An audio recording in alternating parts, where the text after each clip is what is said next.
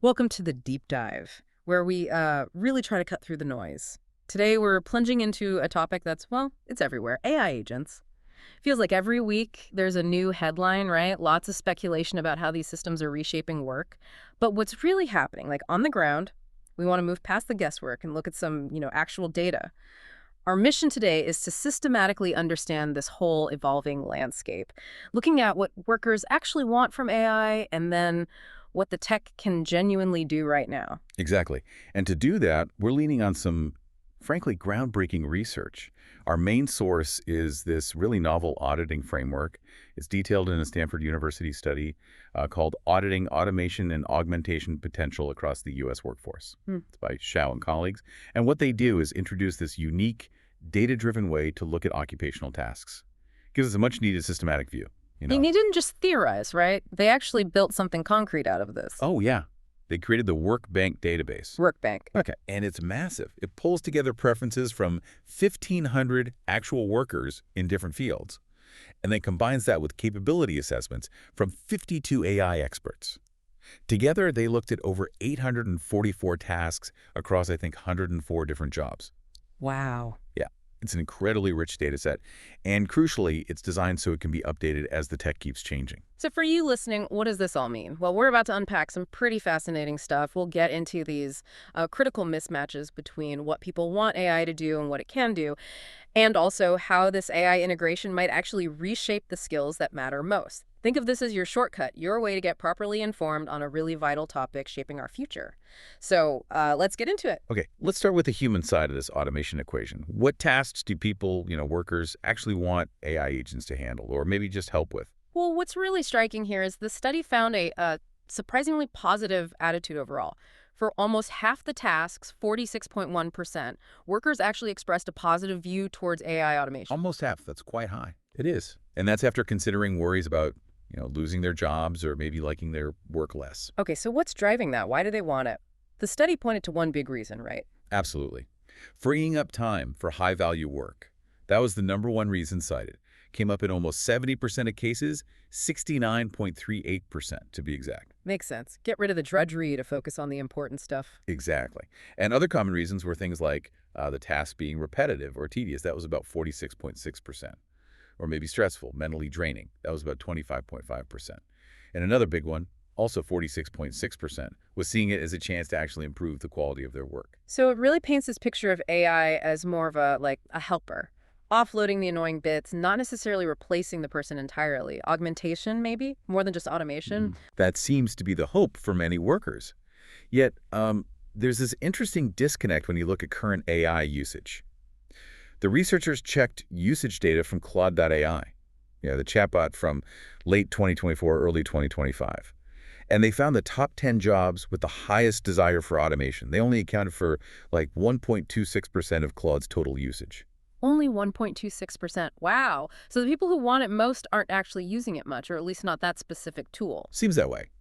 It suggests current usage patterns might be a bit skewed, maybe early adopters, certain types of jobs. Yeah. But it doesn't really reflect that broader demand we're seeing in the desire data. It's a bit of a puzzle. It really is. Okay, so there's desire on one hand, but you mentioned concerns too. There's definitely resistance sometimes. The study found what, about 28% expressed some kind of fear or negativity? That's right, 28%. And their concerns were pretty clear. The biggest one, #1, was just a lack of trust. Doubts about AI's accuracy, its capability, its reliability. That was 45% of the concern group. Okay, trust is huge. What else? Second was the fear of job replacement. Straight up losing their job. That was 23%. And third was this idea of the absence of human qualities in AI. That was about 16.3%. Absence of human qualities. What do they mean by that exactly? Well, people talked about losing the human touch, which you hear a lot. Mhm. Also, diminishing their own creative control over their work. Yeah. And just wanting to maintain their own agency, their ability to make the final call. You can really hear that tension in certain sectors, like arts, designs, and media. The study said only about 17% of tasks there got positive desire ratings. That's low. Very low. And the quotes from workers really bring it home. Yeah, like one said, I want it to be used for seamlessly maximizing workflow and, making things less repetitive and tedious. No content creation. Clear line there. Exactly. Another artist said, I would never use AI to like replace artists. I would be more for personal project management use, if anything. Right, tool, not replacement. hmm And a graphic designer echoed that. AI can be a game changer in data architect workflow, helping improve efficiency, accuracy. But I create my design by myself. For research, I use AI. It's very much about keeping that core creative act human, isn't it? Using AI for the scaffolding, maybe, but not the building itself. Okay, so this idea of worker desire, sometimes strong, sometimes hesitant, it bumps up against another core piece, what AI is actually capable of doing right now. And that tension brings us to something really neat in the study their desire capability landscape. Yes, it's a novel approach. It looks at both things together, what workers want and what the AI experts say the tech can actually do. Gives a much clearer map of where the real opportunities and maybe the pitfalls for AI integration are. So how does this map work? They broke it down into zones, right? You have four distinct zones for any given task. Okay. First, you got the automation green light zone. That's high desire from workers and high capability, according to experts. Prime candidates for AI agents. Makes sense. Go for it. Then the automation red light zone. Here, the capability is high, but workers have low desire. So, deployment needs caution. You might get pushback. Okay, technically possible, but maybe don't. Proceed carefully, at least. Third is the R&D opportunity zone. This is where workers have high desire, but the tech isn't quite there yet, low capability. So this points to where future AI research should probably focus. Ah, so that's where the innovation needs to happen to meet demand. Precisely. And finally, the low priority zone. Both desire and capability are low. Less urgent for AI development right now. What's really interesting, though, is they found no strong link between what workers want and what experts say AI can do. The correlation was, what, really low? Yeah, the Spearman correlation was just 0.17, Yeah. which for anyone not deep in stats basically means there's hardly any relationship. Worker desire and AI capability seem to be moving on pretty independent tracks. Which is fascinating. It also reinforces that other finding, that desire is negatively correlated with job loss concerns and how much someone enjoys the task. People don't want to automate the parts they like or the parts they think define their job security. Exactly. And this lack of correlation leads to some pretty critical mismatches when you look at where the investment money is actually going. The researchers used Y Combinator companies, the big startup accelerator, as a kind of proxy for investment focus. And I found a really striking number. 41% of the tasks these YC companies were tackling fell into those low priority or red light zones. Wait, 41%. So a huge chunk of investment is going into areas where workers either don't want AI or the tech isn't ready or both. That's what the data suggests. Current investments seem heavily focused on things like software development, business analysis tasks. Meanwhile, a lot of potentially high-impact tasks in the green light zone, high desire, high capability in that R&D opportunity zone, high desire, needs innovation, seem relatively underaddressed. That sounds like, well, a significant misallocation. If the goal is to actually help workers or society broadly, are entrepreneurs missing the boat? It could be interpreted that way. It suggests maybe a blind spot, focusing on familiar tech problems rather than digging into what different kinds of workers actually need or want automated. The real opportunity might be in places people aren't building for yet. Okay, so that's the investment picture. What about research? Is that any better aligned? A bit more encouraging there. They looked at AI agent research papers from Archingson, and those papers were more concentrated in that R&D opportunity zone. So researchers seem somewhat attuned to areas where workers want help, but the tech needs work. That's good news then. It is, Yeah. but with a caveat. Even that research focus is still pretty heavily concentrated in traditional computer science and engineering domains. Ah, okay, so maybe not reaching into all the diverse areas of work where AI could potentially help. Right. The overall message seems clear. There's a real need to steer more investment and also broaden the scope of research towards those green light and R&D opportunity areas. Getting that alignment with worker needs seems absolutely key to maximizing the benefits of AI for everyone. So we've talked a lot about automation, AI taking over tasks. But what about partnership, where humans still want to be involved? The study gets into this with something they call the Human Agency Scale, Hayes S, which sounds different from the usual way we talk about automation levels. It is different and quite innovative, I think. Instead of just focusing on what the AI can do, the Hayes scale flips it. It's a 5-level scale designed to measure the degree of human involvement needed for a task. H1 means the AI agent handles it all, completely autonomous. Okay. All the way up to H5, where the AI basically can't function without continuous human input and direction. It provides a common language focused on the human role. And what did this Hayes scale reveal?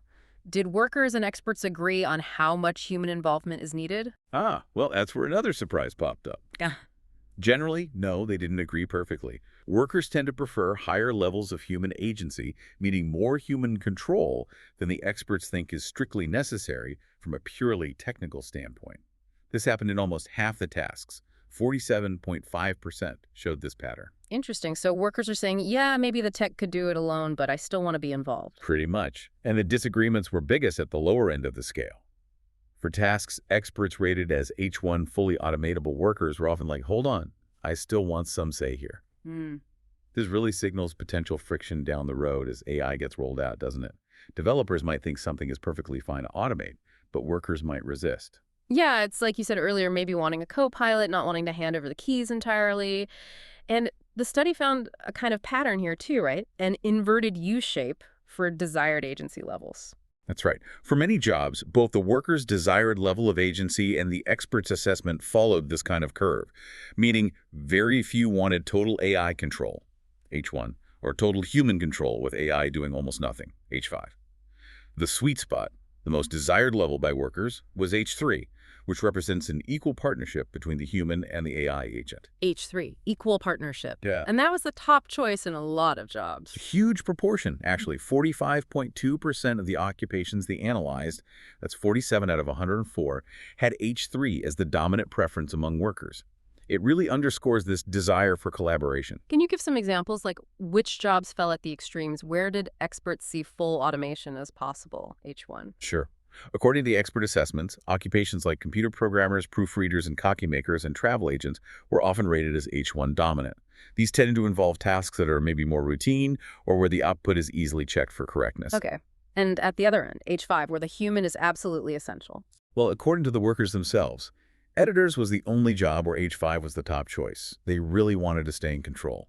From the AI experts' perspective, they only put mathematicians and aerospace engineers in that H5 category, where continuous human involvement is technologically essential. So what is it about those H5 tasks? What makes them require so much human input? When you look at the skills involved, the worker ratings really highlighted interpersonal communication. The expert ratings pointed to both interpersonal communication and deep domain expertise. So it's about interaction and specialized knowledge. And this idea of collaboration, it wasn't just a preference on a scale, right? Workers actually described how they imagine working with AI. Oh, absolutely. The study included audio transcripts, and the vast majority of workers expressed either a desire or at least an openness to collaborating. And they talked about different ways this could work. About 23% envisioned a kind of role-based AI support. Role-based. Like the AI has a specific job. Yeah, exactly. Like an AI trained to automatically analyze quality control reports and flag issues. Or, as one worker put it, it's just for me to set up my AI. The AI has a defined function. Another common model, also around 23%, was the supportive assistant. The AI helps, but the human is clearly in charge, reviewing everything. Right, like that quote. I envision the AI agent as an assistant who is doing research for me. However, I review every answer because we cannot rely on its accuracy, keeping that critical oversight. Precisely. And then a smaller group, about 16.5%, talked about pure automation, but only for some specific parts of their workflow, not the whole thing. So it's a really nuanced picture of human-AI interaction emerging. Not just automate or don't automate, but how do we work together? Which brings us to a really critical question for you, the listener. How might all of this actually change the demand for core human skills in the workplace? What should you be focusing on for your career? Right, and the study tried to get at this by connecting the tasks to one its database of skills, generalized work activities, they call them. Then they did something clever. They compared the ranking of skills based on average wages using Bureau of Labor Statistics data with the ranking based on how much human agency the experts thought was required for tasks involving those skills. So comparing what pays well now versus what might require more human input in an AI-driven future. Essentially, yes. And this comparison revealed three really important trends emerging. First, it looks like there might be shrinking demand for purely information processing skills. Like what? Things like analyzing data or information or updating and using relevant knowledge. These are common in high-paying jobs now, but they were less prominent in tasks that experts said require high human agency. high HAS. Okay, so AI might take over more of the routine analysis and knowledge recall. What's the second trend? Second, a greater emphasis on interpersonal and organizational skills. These seem to be much more associated with high human agency tasks. We're talking about skills like guiding, directing, and motivating subordinates, staffing, thinking creatively, establishing relationships, communicating with people outside the organization, working directly with the public, and assisting and caring for others. So the uniquely human skills dealing with people, creativity, leadership, even if they aren't always the top paid skills today, they seem crucial for tasks where humans remain central. That's the indication. And the third trend kind of reinforces this. High agency skills are diverse. The top skills needing significant human involvement really span a broad range, from those interpersonal and organizational ones to things like complex decision-making and exercising quality judgment. These trends feel like really important early signals, don't they? About how AI integration could fundamentally reshape what it means to be competent in many jobs. Understanding this shift seems absolutely vital for adapting, for figuring out where to focus your own development, whatever field you're in. For anyone listening who's worried about their job disappearing, this study offers a much more nuanced picture than just AI is coming for your job. It's more about how the job itself might change. Wow, what an incredible deep dive that was. We started by trying to understand what workers, people like you and me, actually want from AI. Then we navigated that really complex landscape of what the tech can do versus what's getting funded. And finally, we looked at how these powerful AI agents might be starting to shift the very skills that are most valued at work. Indeed. And I think the study's core message really resonates. The importance of aligning AI development with what people actually desire. And just as importantly, proactively preparing ourselves, the workforce, for these changes. That's how we ensure AI integration is responsible and ultimately beneficial for society. It's about moving forward together. So, as we wrap up, here's a thought to leave you with. Considering everything we've discussed, the desire for help with tedious tasks, the need for human agency, the potential shift in skills, how might your daily tasks, the things you do every day at work, and the skills you currently rely on, how might they be reprioritized or reshaped as AI becomes more integrated? And maybe more importantly, what opportunities does this shift create for you?